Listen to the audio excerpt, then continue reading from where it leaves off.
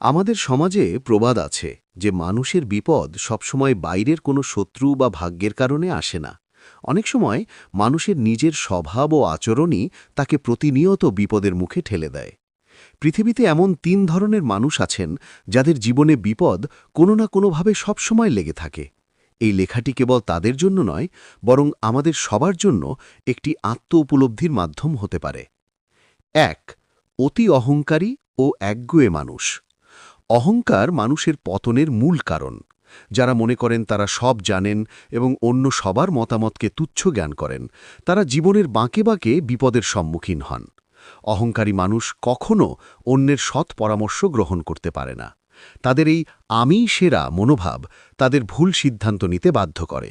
যখন বড় কোনো বিপদ আসে, তখন দেখা যায় তাদের পাশে দাঁড়ানোর মতো কেউ থাকে না, কারণ তাদের অতীত ব্যবহার ও দম্ভ মানুষকে তাদের থেকে দূরে সরিয়ে